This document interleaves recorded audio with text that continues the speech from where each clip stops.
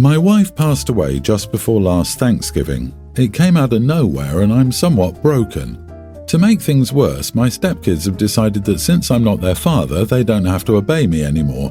They're teens and they've never been my biggest fans. They love their dad and I was only ever their mom's husband.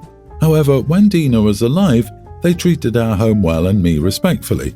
After she died, they became idiots. Yes, I know their mom died, it sucks, but that was my wife and the mother of my children. I'm also having a tough time dealing with it. Their paternal grandparents are also crapping on me for not being more understanding of all they're going through. I have tried. I've offered them counselling. I've given them space. I've been there for them. I am at my wit's end. The last straw was when we were over there for supper last week.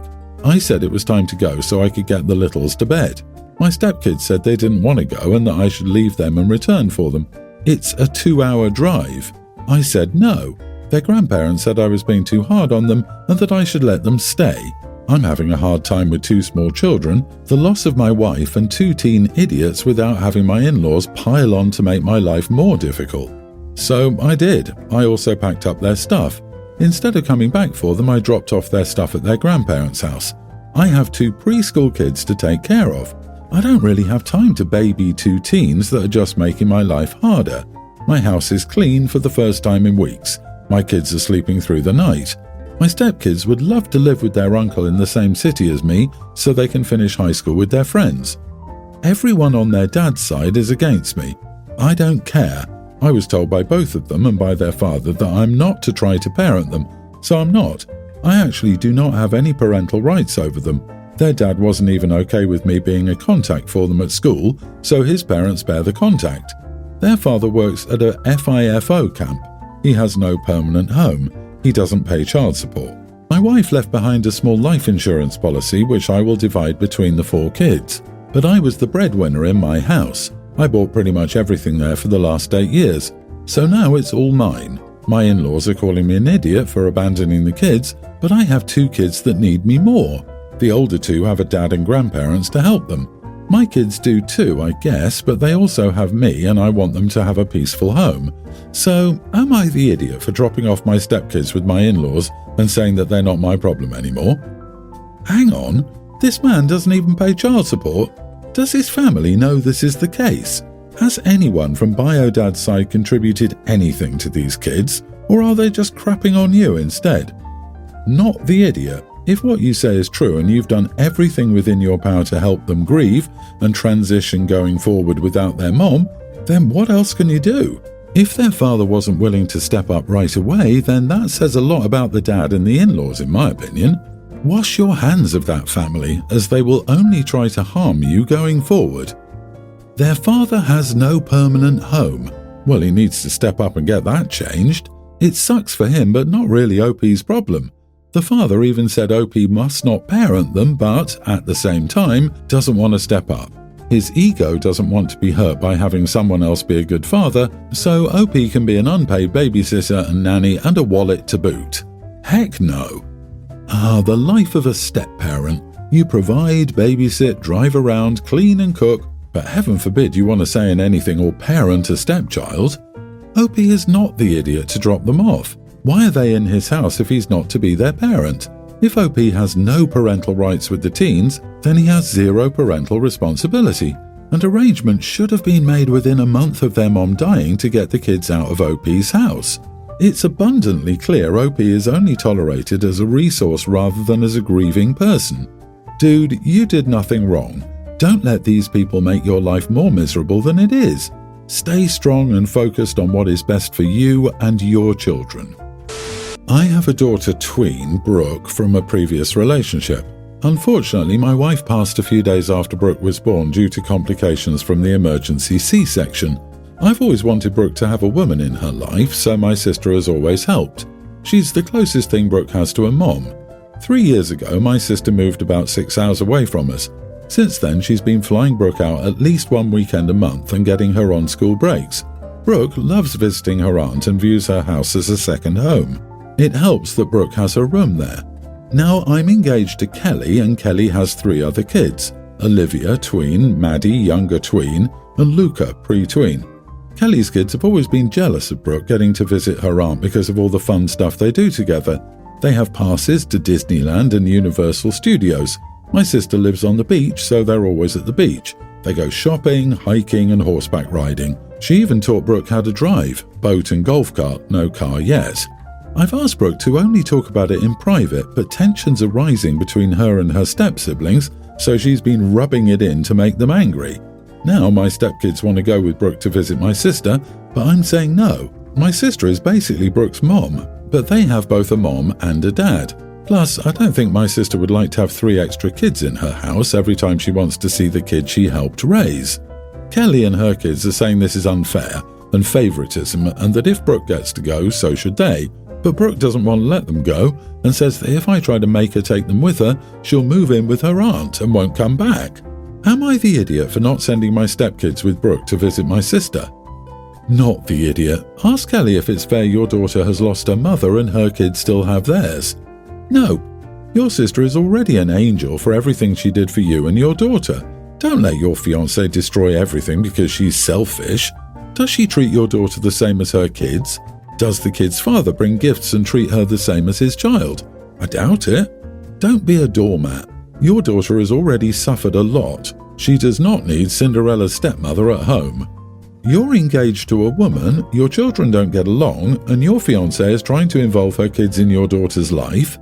You know, it's possible to be a couple living separately with each of your families if you value your relationship with your daughter. Or do you have to blend and make one big happy family? Why can't you two wait until the kids are out of the house and then decide to be together? Yeah, I don't get these relationships at all. It's already a disaster. You are the idiot for letting your fiancé support her children in this entitled and unreasonable demand. You should set very clear boundaries with her, including that she makes it very clear to her children that they will not go on these trips or are entitled to. If she doesn't agree, stop the wedding. My wife and I are having our first kid soon and know it's going to be a boy. It's been hard to agree on names. She's steadfast in picking a name that we both agree on, but we pretty much have opposite tastes. I have a very, very basic and common first name, which I like, so I gravitate towards simple and classic names like James, William and Daniel. She likes not that. She suggested the name Dean the other day, and I was considering it until I found out she picked it because it was the name of her teen TV crush. She dug in her heels and insisted that she just liked the name and wasn't going to name her kid after the character, and watching an old episode of the show reminded her of the name. I'm like, that is exactly what naming your kid after a TV character means. So I said, how about this? I will give you a preemptive blanket veto on TV show names. I want to avoid hearing suggestions of a little Zuko or Sherlock or anything like that, and any other name is on the table. Is that fair? And she said, no, that is not fair, and I'm being an idiot and putting words in her mouth. My position is that if you try to pick a TV name for your kid, at least own up to it and admit it's a TV name. I'm more annoyed at the transparent denial at this point than the fact that she suggested it in the first place. Am I the idiot for putting a blanket veto on all TV show names for our son? James and his giant peach, William, Willy Wonka, and Daniel, Danny Turner would all tell you how stupid this idea is, and those are just the first few I thought of off the top of my head. Can you name a name that hasn't been used in TV or movies? Dude, you are the idiot. Grow up, OP. What really bothers me here is how mean the OP was to his wife. He acts like she's being stupid for distinguishing between being inspired by something and actively naming the kid after that thing and then laying into her. Dean is such a normal name, and OP was so rude about it. Like, OP's wife is the one who's supposed to be having weird hormonal swings, not OP. I'd be so embarrassed if I was OP's wife. I mean, if this is how you're acting before the baby's born, good luck. The irony of how childish it is to be fighting and blanket vetoing names from TV, which PS good luck finding a name that hasn't been used on TV. It's time to put your adult pants on and sit down and talk about it. Look for names together. Plenty of lists are floating around based on themes, meanings, colours, or mythical gods. Unless all of those are blanket vetoed too. I, 24 female, am very unhappy with the whole situation. My childhood best friend Libby, 22 female, has a red-tailed black cockatoo named Carrot Cake. She's had him since she was 5, so she's very attached to him. She only went to community college to stay home and be near carrot cake. All our mutual friends love carrot cake, and so do I. We all used to just hang out at Libby's house, mostly when we were kids, just to be by carrot cake. My boyfriend Lincoln, 26 male, loves birds. He owned a few small ones. I did tell him about carrot cake. He did get intrigued and interested. He wanted to meet carrot cake. We've only been dating for 2 months and he hasn't met Libby. He's only met a few of my other friends. He did ask questions. I assumed he was only intrigued and didn't think much of it. Libby did ask me to watch carrot cake as she's visiting her grandparents in another state. I did agree. This wasn't my first time. Libby dropped carrot cake off and he's been doing great. He's been very loving, been very active. I let him fly around. I did invite Lincoln over as he was staying the night. He invited his best friend Maxon. Both were playing games and doing their own thing. I was napping during the whole thing. Until I heard loud squatting and wings flapping like crazy. I woke up and walked into my office to see Lincoln trying to grab carrot cake. Maxon was standing there just watching. It was very obvious that carrot cake was stressed. I scolded both of them and asked why they were in my office and bothering carrot cake. Lincoln told me he wanted to hold carrot cake. I told him he's unfamiliar with you or Maxon, so he's scared. Lincoln tried to argue, but I told him to go to the living room. I told Maxon to leave. I had made sure carrot cake was okay, and he was. I put him in his cage and made sure to cover it so he could sleep.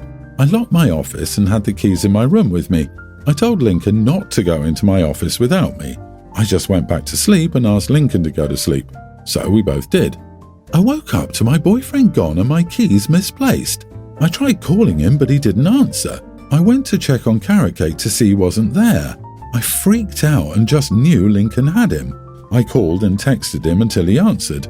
I told him please tell me he had carrot cake, and he did. I asked why and he said he wanted to watch carrot cake for a day. I just hung up and drove to his house. Once I got there, I knocked like crazy and told him to open it. He opened it slightly, but I barged in and got carrot cake. Lincoln was just telling me I couldn't barge in. I just walked by him and drove back home. I did tell Libby about the whole thing and she was grateful I got carrot cake back safely, but we're also very distraught about the whole situation. Lincoln and his friends messaged me that I couldn't just barge into someone's house. I feel like I did the right thing though. Am I the idiot? So, you can't just barge into someone's house, but it's okay for him to take off with someone else's bird? What the heck? Tell him if the messages don't stop, you will report his actions to the police. You did what you had to do. Don't let these idiots make you feel bad about it. Not the idiot, but I hope you mean ex-boyfriend now. I would never trust him again. This is insidious and oafish behavior. He sounds slimy, sneaky and dumb. You need to run. He probably wanted to sell the poor little guy. Considering the breed price though, it puts it into felony theft. So he could still be in deep crap if she'd gotten the cops involved. Sweetie, how many red flags do you need? Lincoln is a low-down dirty thief. End of story. Seriously, I just googled the price out of curiosity. That bird is worth up to $40,000, and there is no way he wasn't planning on selling it. If anything, it's under-dramatic.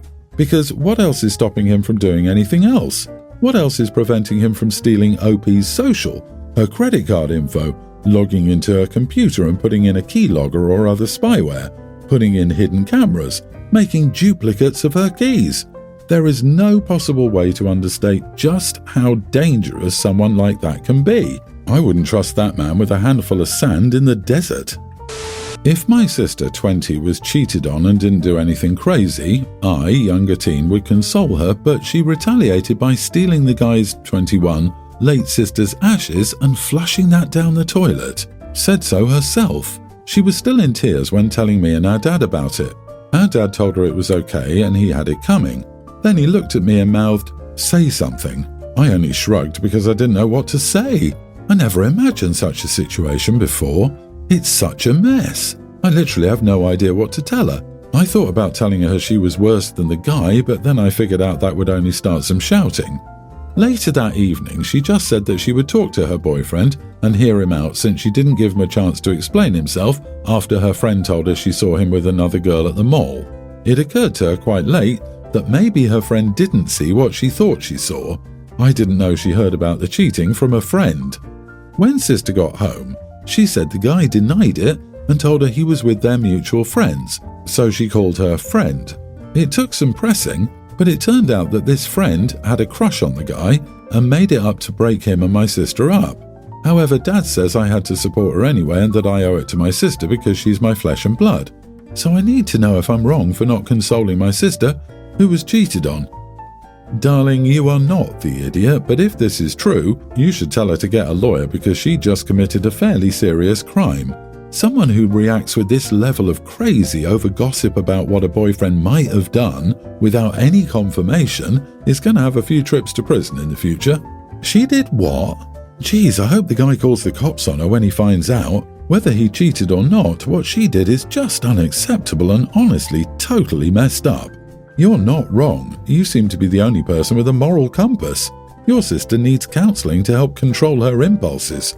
I don't know what to say except do your best to run away from such people. That is not normal or acceptable human behaviour. When you get cheated on, you break up, pick up the pieces and move on with your life. You don't go on a destructive, vengeful rampage. Your dad should not just enable her bad behaviour because she's crying. Also, your dad shouldn't be dumping his parenting duties on you and guilt-tripping you. You have nothing to do with this mess and are too young to be put in the position of fixing your sister's emotional and relationship problems.